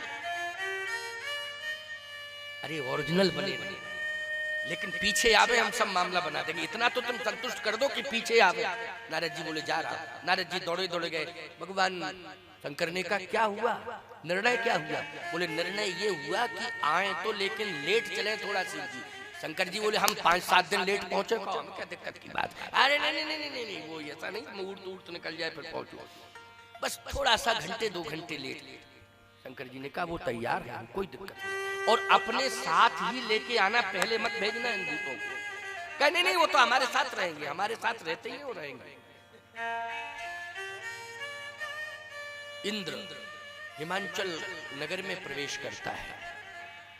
जैसे ही इंद्र देवताओं को लेकर के प्रवेश करता है तो देवताओं को देखा हिमांचल के नगर निवासियों ने। आहा अद्भुत दृश्य, देवता कितने सुंदर है, कितने सुंदर है। देख करके समूचे नगरवासी कहने लगे कि धन्य है पार्वती तुम्हारा भाग। जिस नगर से लोग आ रहे हैं वो नगर कितना सुंदर होगा जहां इतने सुंदर सुंदर व्यक्ति आ रहे हैं। अरे सुंदर व्यक्ति का वो तो देवता ही है, बाराती बन के आए। धन्य है पार्वती तुम्हारा भाग, धन्य है हिमांचल की बेटी, तुमने तो इस नगर को धन्य कर दिया जहां इतने सुंदर, पहली बार ऐसे सुंदर देखे, ऐसा सौंदर्य देखा, अद्भुत सौंदर्य। इंद्र था, नेतृत्व कर रहा था, तो गांव के जितने लोग थे वो सब समझ गए कि कंफर्म है कि दूल्हा यही है, निश्चित। तो सभी लोगों ने कहा प्रणाम प्रणाम, आप दूल्हा। अरे बोले हल्ला मत करना, हम तो दूल्हा के नौकर हैं। ओ लोगों ने कहा नौकर इतना सुंदर है तो क्या क्या कल्पना करो, आहा अद्भुत। इतने में हुआ क्या प्यारे, स्वयं भगवान श्री नारायण पहुंच गए, श्री हरि। जैसे हरि को देखा, अरे गजब, निश्चित दूल्हा यही है। लोगों ने कहा कि दूल्हा आप ही हैं। भगवान ने कहा नहीं, हम तो दूल्हा के मित्र हैं। मित्र, मित्र इतना सुंदर है तो कहने क्या, मित्र इतना सुंदर है तो कहना क्या दूल्हा का। ब्रह्मा जी विवाह पढ़ने के लिए आए थे तो ब्रह्मा का तो कहने क्या, वो तो अद्भुत अद्वितीय विद्वान है। सौंदर्य अलग बात है, विद्वान जहां पहुंच जाता है तो उसके ज्ञान का सौंदर्य, क्यों भाई, वो ज्ञान का सौंदर्य लोगों को दिखाई देने लगता है। अद्भुत ज्ञान, ब्रह्मा इतना अद्भुत सौंदर्य, ज्ञान का सौंदर्य। ब्रह्मा क्या बोले विवाह पढ़ने के लिए आए हैं। बोले जिस विवाह को पढ़ने के लिए ब्रह्मा जी आए हो, क्या कहना उस विवाह के बारे में, कितना प्रभावशाली होगा वो दूल्हा कि ब्रह्मा विवाह पढ़ने के लिए आए। इंद्र व्यवस्थापक बन के आया, स्वयं नारायण अपना मित्र मानते हो, जिसको अद्भुत दूल्हा होगा। वो तो कहा ही था भगवान ने कि थोड़ा लेट आना, और नारद जी इधर से उधर, उधर से उधर, बस यही कर रहे हैं। उधर पहुंचते हैं, उधर देखते, फिर इधर की बात उधर, उधर से इधर, इधर सब नारद जी का काम है। वायु से भी ज्यादा वेग है नारद में, वायु का वेग भी हल्का पड़ जाएगा नारद जी के सामने। और संतुलन बना रहे हैं नारद जी महाराज। भगवान शंकर चले आ रहे हैं, एक घटना घट गई। क्या? भोले बाबा चले तो कैलाश से और नंदी पर बैठ के चले, लेकिन विचित्रता तो ये आ गई सामने। नारद जी ने देखा और नारद जी दौड़े भगवान नारायण की तरफ। देखा क्या कि भोले बाबा नंदी पर बैठे हैं, लेकिन नंदी के मुंह की तरफ पीठ किए हैं और पूंछ की तरफ मुंह किए हैं। वो चले आ रहे हैं, देखिए आप, चले आ रहे हैं। नारद जी दौड़े दौड़े गए, बोले प्रभु प्रभु सुनिए सुनिए सुनिए। क्या? बोले भूत प्रेत तो आ ही रहे हैं, ये तो हो ही रहा है सब, और नंदी पे बैठ के आ रहे हैं। लेकिन आज पता नहीं किस मूड में है, किसी भूत प्रेत ने भांग ज्यादा खिला दी भोले बाबा को, क्योंकि भांग के प्रेमी है, भांग के प्रेमी है। कहे किसी भूत प्रेत ने ऐसा किया काम कि ज्यादा भांग खिला दी तो होश में नहीं है। क्यों भैया, दूल्हा अगर होश में ना पहुंचे तो क्या कहेंगे लोग? बोलो क्या कहेंगे लोग? आजकल के दूल्हों की तो बात ही छोड़ो, वो तो खैर किस तरह से पहुंचते हैं वो भगवान जाने। समझ गए हो कि नहीं? क्या भाव में पहुंचते हैं, किस मूड में पहुंचते हैं। हम राम राम श्याम श्याम। एक बार तो मैं फंस गया विवाह में। बोले महाराज आपको बेटे को आशीर्वाद देने के लिए जाना ही पड़ेगा। तो हमने कहा चलो नहीं मान रहे हो, पहुंच गए हम। अब वो बैठा दूल्हा, तो बाप कहे उठो उठो गुरुजी आए हैं, प्रणाम करो, उठो। तो वो मूड में था, वो तो आनंद में था, जो भी क्या रहा होगा, बैठा ऐसे। अरे हमने कहा वो भगवान का स्वरूप है, उठाओ।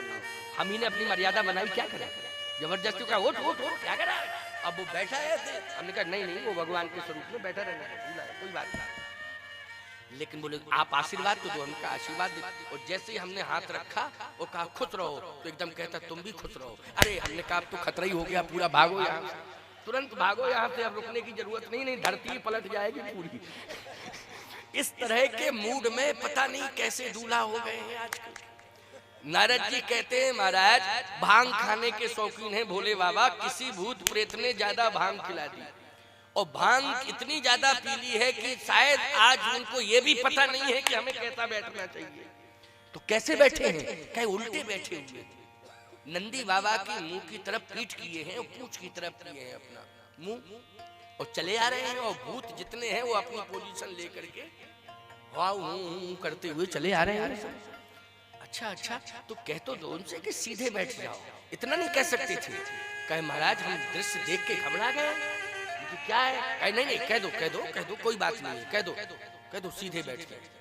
नारद जी फिर दौड़े दौड़े गए, कहा बाबा बाबा भोले बाबा, बोले हाँ बोलो क्या बात है। नारद बाबा क्या बात है? बात यह है कि आप सीधे बैठ जाओ। सीधे? तो कैसे बैठे? कि आप उल्टे बैठे। नंदी बाबा के मुंह की तरफ आपकी पीठ है और पूंछ की तरफ आपका मुंह है। भोले बाबा ने कहा नारद जी आज मैं जानबूझ करके बैठा हूं, मुझे पता है कि नंदी की पूंछ की तरफ मेरा मुंह है और नंदी की मुंह की तरफ मेरी पीठ है, ये मैं जानता हूं और जानबूझ करके बैठा हूं। तो महाराज जानबूझ करके क्यों बैठे, क्यों बदनामी करा रहे हो? किस बात की बदनामी?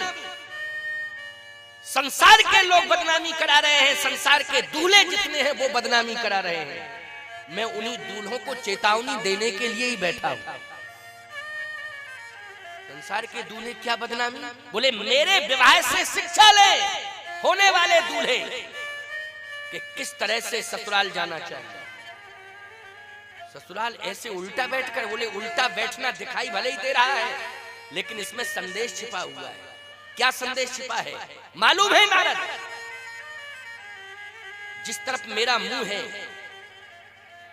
उस तरफ कैलाश, और जिस तरफ मेरी पीठ है उस तरफ ससुराल है।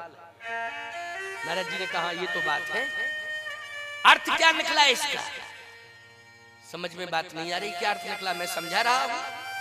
संसार के दूल्हे इसलिए विडंबना कराते हैं कि जब जाते हैं ससुराल तो देखते हैं ससुराल को भूल जाते हैं घर द्वार।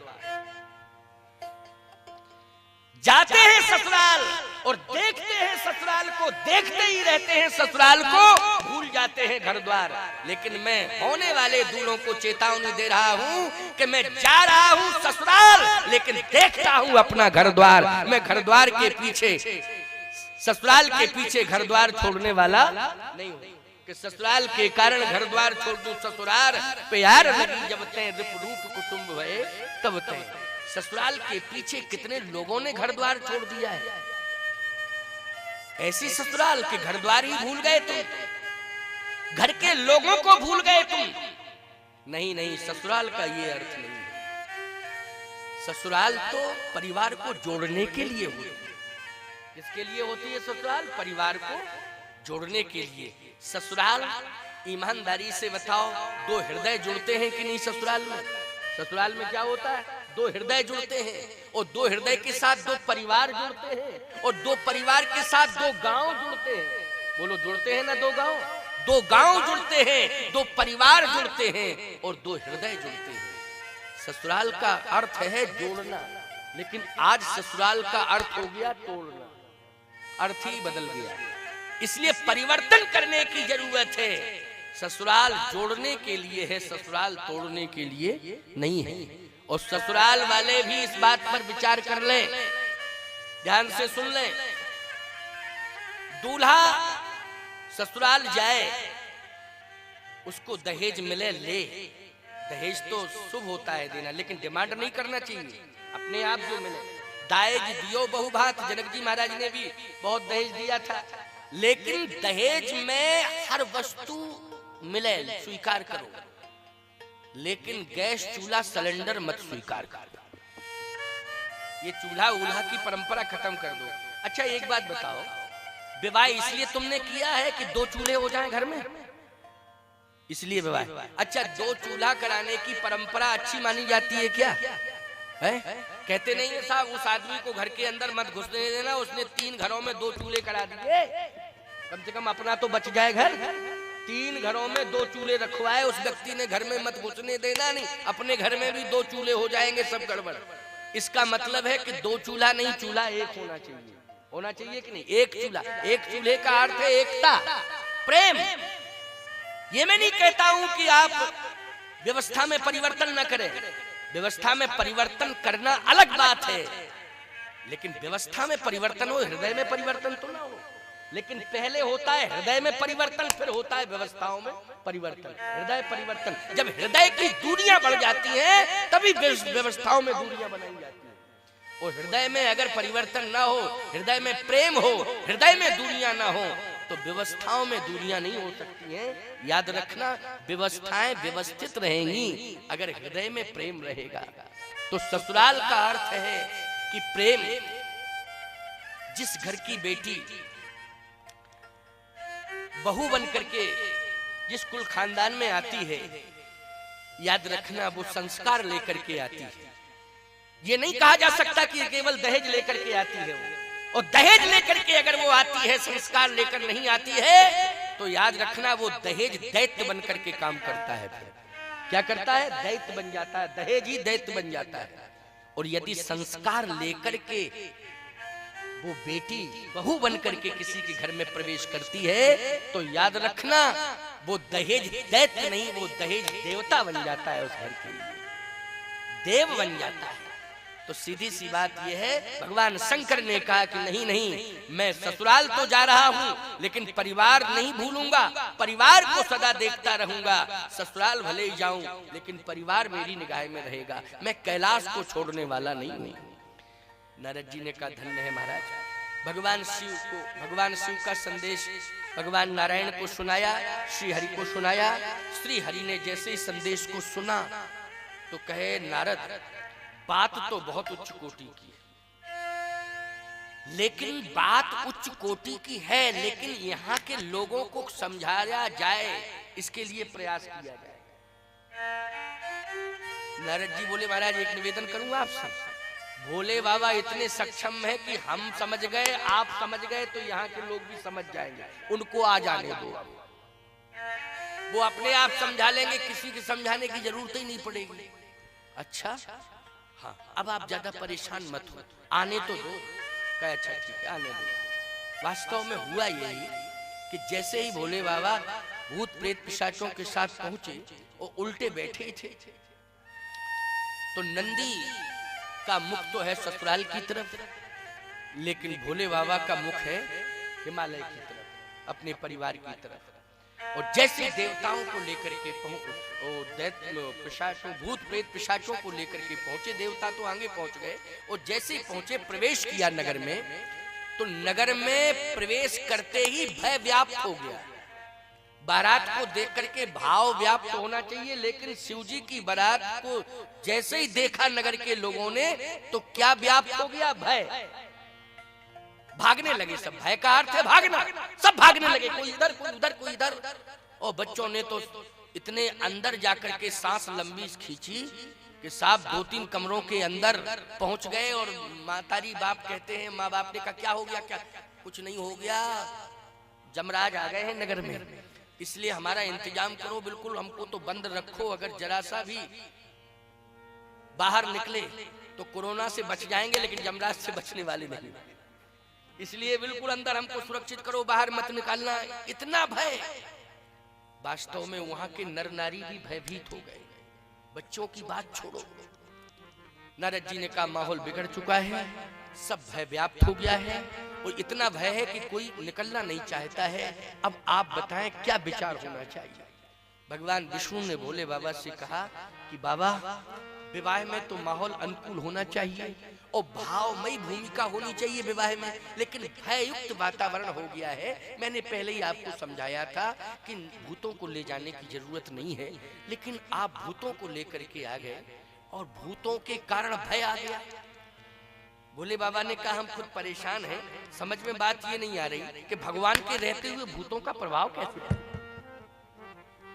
क्यों भाई? भगवान के रहते हुए भूतों का प्रभाव कैसे पड़ा, हम खुद परेशान हैं कि आपके रहते हुए भूतों का प्रभाव, आपका प्रभाव नहीं पड़ा, भूतों का पड़ गया। तो भगवान विष्णु ने कहा ये सामान्य लोग हैं। शंकर जी ने कहा सामान्य से विवाह हो रहा है क्या? कहे नहीं, सामान्य से तो नहीं हो रहा है। तो जब सामान्य से विवाह नहीं हो रहा है, तो जिसके साथ विवाह हो रहा है उससे पूछा जाए कि उसमें भय है कि भाव है। क्यों भाई? जिसके साथ उसमें भय है कि भाव है। नारद जी पार्वती जी के पास पहुंचे, और पार्वती जी ने जैसे सुना कि शिव जी का प्रवेश हो गया, तो पार्वती जी तो आनंदित है, प्रमुदित है, और अपनी माँ से कह रही हैं, क्या कह रही हैं? स्वागत करो, सम्मान करो, मंगल आरती उतारो। पार्वती जी देखिए आप, नारद जी कहते हैं कि पार्वती जी तो आनंदित है, प्रमुदित है, और अपनी माँ से कह रही है कि स्वागत करो, सम्मान करो, शिव जी की मंगल आरती उतारो। ये तो शुभ संदेश मिला है, ये शुभ संकेत और शुभ संदेश दोनों ही, कि शिव जी का आगमन शुभ संदेश है और उनका प्रवेश होना ही शुभ संकेत। मैना जी ने आरती सजाई, कुछ नगर की जो महिलाएं थी उनको इकट्ठा किया, क्योंकि भय ज्यादा हो गया था, तो कुछ ही महिलाएं आई, ज्यादा तो नहीं आई। जो विशेष समझदार थी, वृद्ध थी, वो आई, लेकिन जो भयभीत ज्यादा थी वो तो निकली ही नहीं। उन्होंने कहा कि हमें मरना थोड़ी है कि मरे, लेकिन जो वृद्ध महिलाएं थी उनको समझा बुझा करके बुलाया गया, मंगल थाल सजाया गया, शिव जी का प्रवेश होता है, हिमाचल जी के राजमहल के समक्ष उपस्थित होते हैं भगवान शिव। लेकिन आपको मालूम है कि शिव जी जब राजमहल की ओर बढ़े तो नंदी बाबा के मुख की तरफ ही मुख कर लिया, क्योंकि अब पहुंच ही गए, अब मुख कर लिया। क्यों?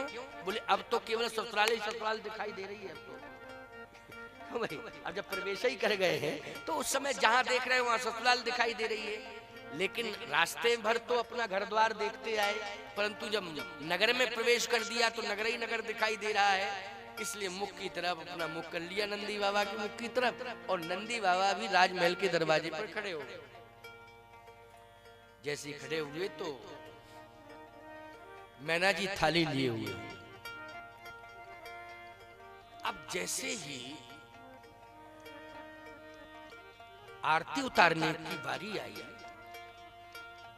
तो जो मणिहारा सर्प था उसने सोचा कि हम कम से कम इतना तो प्रभाव दिखाई दे कि देखिए संसार के जितने भी विवाह हुए हैं उन विवाहों में जो प्रकाश की व्यवस्था होती है वो कृत्रिम, लेकिन भोले बाबा के विवाह में जो प्रकाश की व्यवस्था है वो प्राकृतिक है, अद्वितीय है, अनुपम है, अनूठी है। और ऐसी प्रकाश की व्यवस्था है कि एक बार सूर्य उदय होता है तो अस्त भी होता है, लेकिन ऐसा प्रकाश है इनके पास कि महाप्रलय में भी उसका प्रकाश कभी अस्त नहीं होता है। वो थी मणि। क्या थी? मणि। अच्छा बोलो, मणि का प्रकाश घनघोर पानी बरसे, मणि का प्रकाश मंद होता है क्या? हो तो प्रकाश रहता ही है उसमें। अच्छा समुद्र में फेंक दो मणि और मणि समुद्र से निकाली जाए वर्षों बाद तो कैसे बुझी हुई निकलेगी कि प्रकाश देते हुए निकलेगी? प्रकाश देते हुए निकलेगी। जब मणि निकली थी समुद्र से तो प्रकाश देते हुए निकली थी ना, है ना मणि। तो मणि विशेष मणि और मणिहारा सर्प उस सिर के ऊपर था। तो सर्प ने सोचा कि हम थोड़ा सा ये प्रभाव दिखा दें कि देखिए ये ऐसा प्रकाश कभी देखा? जितने दूल्हे आते हैं उनके चेहरे को दिखाने के लिए फोकस किया जाता है, देखो देखो, और तमाम मेकअप किया जाता है, लेकिन ऐसा फोकस देखो मेरे भोले बाबा के पास है कि जो महाप्रलय में भी कभी उसका अस्तित्व नष्ट नहीं होता है, समुद्र में फेंकने पर भी उसका अस्तित्व कभी नष्ट नहीं होता है। ऐसी प्रकाश की व्यवस्था है भोले बाबा की। तो वो मणिहारा सर्प जो है अपनी पोजीशन ले करके और जैसे ही फन को ऊपर करके घुमाने लगा तो जितनी भी महिलाएं थी वो देख करके सब भागी, और मैना जी ने जो थाली हाथ में थी वो सब गिरा दी और भागी। मैना जी भी भागी, महिलाएं भागी, सब थाली नीचे पड़ी है और वो सर्प अपनी पोजीशन लिए पूरा घूम रहा है, सिर पे बैठा। तो अब आपस में महिलाएं कह रही हैं भैया दूल्हा है कि काल, इसकी खोपड़ी पे काला ही नाच रहा है। अच्छा बोलो भाई, सर्प अगर दिखाई दे जाए तो लोग यही कहते काल आ गया। क्यों? क्या कहते हैं? काल आ गया। अरे भैया बिस्तर पे सर्प दिखा जाए तो बिस्तर जिंदगी भर के लिए छूट जाता है जिस बिस्तर पे बैठा हो। अब तो इसमें जिंदगी भर नहीं लेटेंगे। और खोपड़ी यही पे अगर हो सर्प तो फिर कहना ही क्या, बोले गजब, बोले काला ही नाच रहा है खोपड़ी पर। अब तो जो महिलाएं मंगल कलश लिए थी वो भी भागी, सब कलश गिर गया, पूजन का थाल गिर गया। मैना जी जाके पार्वती को गोद में लेकर रोने लगी। पार्वती आज मेरी इच्छा है कि मैं पर्वत से गिर जाऊं तुमको लेकर, मैं भी मरूं तुम भी मरो, लेकिन जब तक जिंदा रहूंगी मैं इस दूल्हे के साथ तुम्हारा विवाह नहीं करूंगा। क्यों? मैंने साक्षात काल देखा है उसके सिर पर मंडरा रहा है, मैं देख के आई। अच्छा सही बात है, देखा ही था। बेटी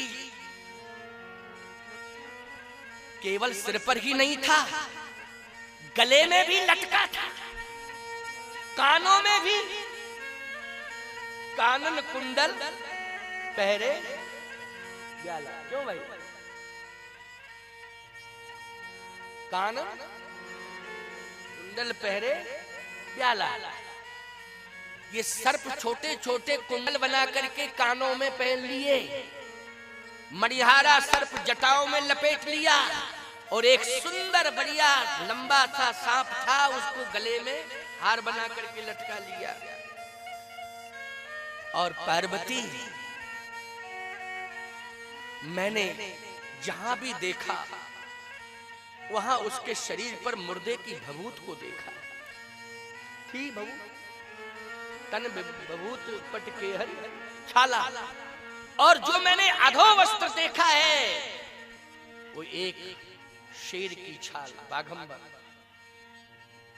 ये दृश्य में देख करके आई है।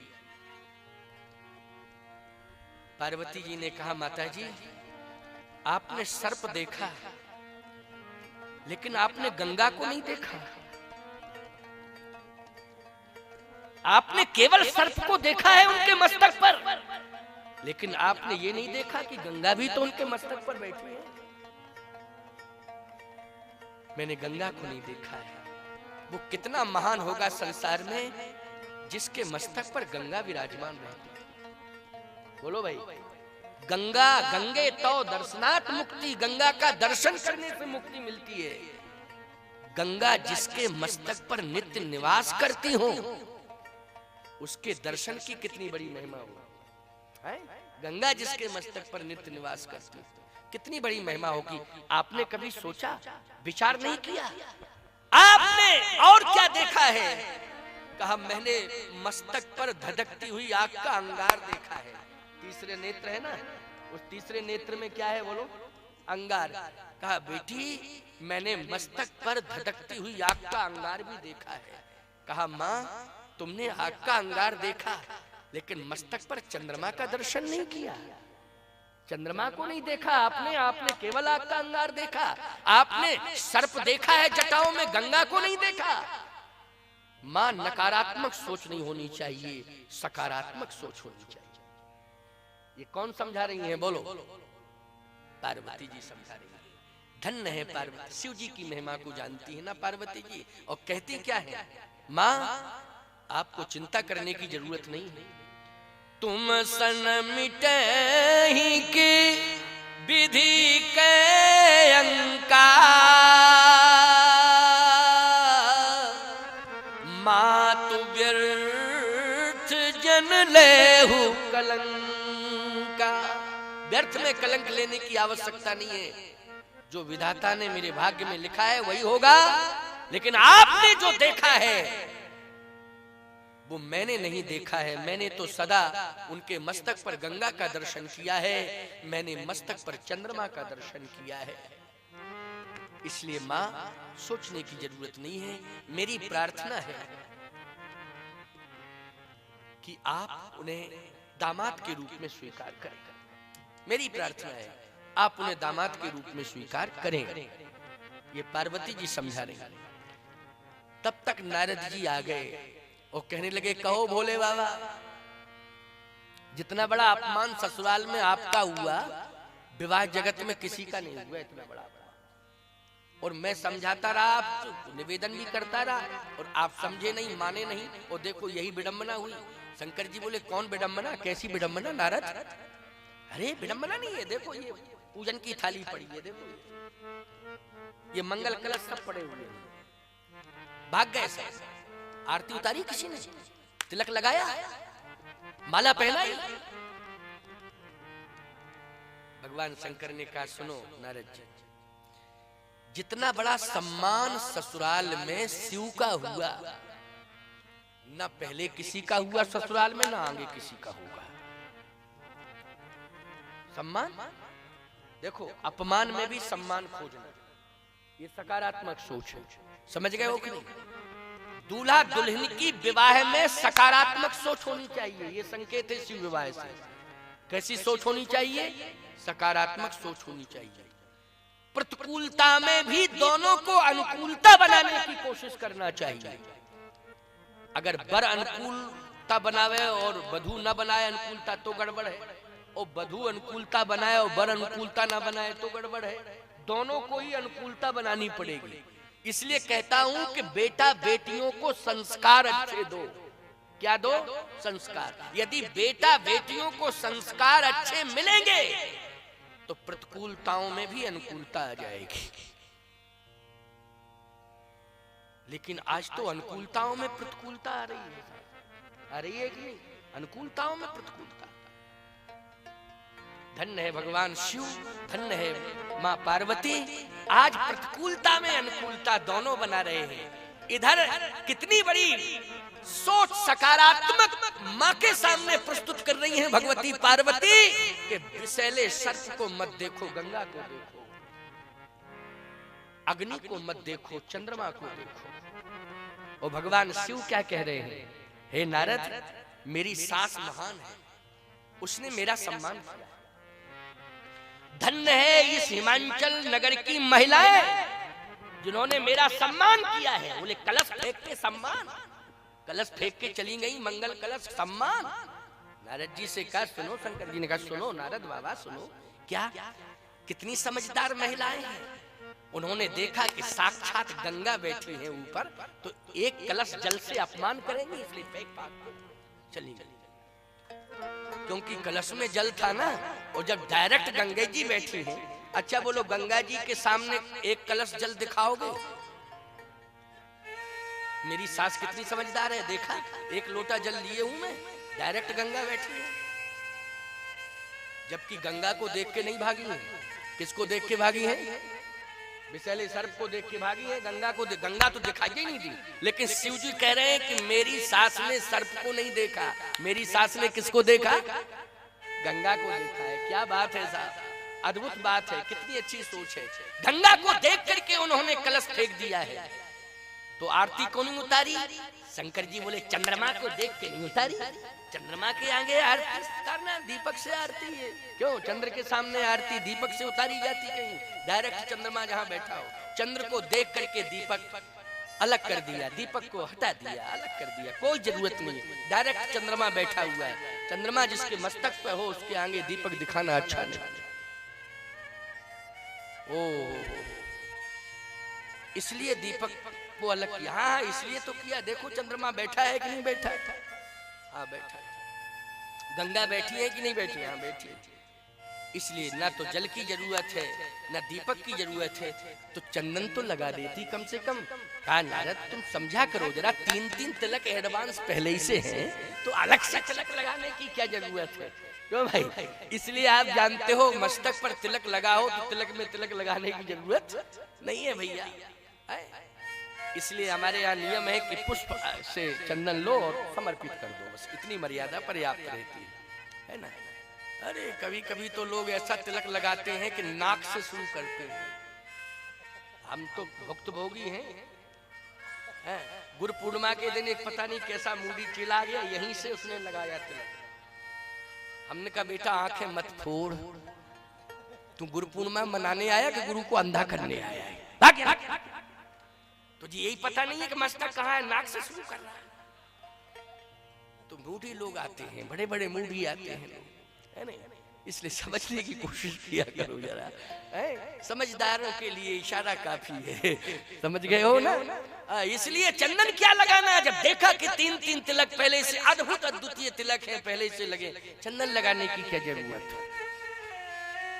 चंद्रमा को देख करके आरती नहीं की गई, गंगा को देख करके प्रक्षालन नहीं हुआ, और चंदन 3 त्रिपुंड पहले से लगे हुए हैं, इसलिए चंदन का प्रयोग नहीं किया गया। मेरी सास महान है, ऐसी सास को पाके मैं धन्य हो गया। नारद जी बोले धन्य है, बोले बाबा आपकी महिमा। पार्वती जी कहती हैं शिव को प्राप्त करके मैं धन्य हो गई हूं, और शंकर जी कहते हैं ऐसी सास, ऐसी ससुराल, इन सब को देख करके मैं धन्य हो गया हूं, प्रभावित हूं। धन्य है नगरवासी, धन्य है, धन्य है। सावधान, लक्ष्य क्या है? लक्ष्य सम्मान पाने का नहीं है, लक्ष्य है पार्वती को पाने का। और पार्वती को पाने का ही लक्ष्य नहीं है प्यारे, क्या? पूरे संसार तक कथा पहुंच जाए पार्वती के माध्यम से, लक्ष्य ये क्या है कि पूरे संसार को कथा मिल जाए, लेकिन माध्यम पार्वती बनेगी, पार्वती के अलावा कोई माध्यम नहीं है, ये लक्ष्य है। इसलिए पार्वती के प्रति भी आकर्षण बढ़ गया, क्योंकि निश्चित रूप से पूरे संसार को अब कथा मिलने वाली है। और पार्वती जी का भी लक्ष्य यही है कि पूरे संसार को कथा सुनने को मिल जाए। देखो राम कथा की कितनी बड़ी महिमा है, इसलिए तो चर्चा चल रही थी, क्यों कथा पर आधारित थी, रामचरित महिमा पर ही तो आधारित चर्चा हो रही है। माध्यम बन गया शिव जी का विवाह। जैसे ही पार्वती जी के साथ पानी ग्रहण हुआ। भगवान शिव ने एक बात कही कि पार्वती, मेरा वाहन है नंदी, मैंने इसी को स्वीकार किया है। पार्वती जी बोली मेरा वाहन है सिंह। क्यों भाई? मेरा वाहन है सिंह। अब आप कल्पना करिए, जहां सिंह होगा वहां बैल कैसे रहेगा? मेरा वाहन तो सिंह है, वो मेरे साथ रहेगा। भोले बाबा कहते हैं मेरा वाहन नंदी बैल है, वो मेरे साथ रहेगा। लेकिन सारी दुनिया को पार्वती जी ने कहा संदेश मिलेगा कि अभी तो बैल रहता था केवल मात्र, अब सिंह और बैल दोनों एक साथ रहेंगे। बोलो, सिंह और बैल दोनों एक साथ रहेंगे। क्यों? बैल पर आपका अनुशासन है और सिंह पर मेरा अनुशासन है। और जहां पशु पक्षियों में अनुशासन देखने को मिल जाए, याद रखना वहां पर पूरे विश्व को अनुशासन का संदेश अपने आप प्राप्त हो जाएगा कि जहां पशु पक्षियों में भी अनुशासन। शंकर जी ने कहा तब तो अनुशासन ही अनुशासन, तुम तो केवल सिंह में अनुशासन पैदा करोगी। नारद जी बोले लेकिन देखा भोले बाबा का अनुशासन और बड़ा। बोले क्या? कहे आपका तो केवल सिंह पर अनुशासन है, लेकिन भोले बाबा का अनुशासन तो किस पर है? कहा ऊपर है गंगा और मस्तक पर तीसरा नेत्र, उसमें अग्नि है। जल ऊपर है, अग्नि नीचे है, लेकिन जल ने कभी अग्नि के अस्तित्व को समाप्त नहीं किया। अग्नि का अस्तित्व अपनी जगह और जल का अस्तित्व अपनी जगह। जहां पर जल होगा अग्नि का अस्तित्व समाप्त हो जाएगा। बोलो हो जाएगा कि नहीं? नियम है। और सुनो अनुशासन, भोले बाबा के कंठ में विष है और चंद्रमा में अमृत। अमृत का अस्तित्व अपनी जगह, विष का जहां अमृत होगा वहां विष का अस्तित्व रह नहीं सकता। लेकिन बोलो ईमानदारी से, दोनों अस्तित्व आज तक की तारीख में सुरक्षित है कि नहीं? कंठ में अभी भी विष है और मस्तक पर अभी भी अमृत है। अमृत अपनी जगह प्रभाव में है, विष अपनी जगह है। बोलो है डिसिप्लिन की नहीं? जल्दी बोलो, है डिसिप्लिन की नहीं? हे पार्वती, तुम तो केवल सिंह ही में डिसिप्लिन बनाए हो, यहाँ तो और सुनो क्या? भोले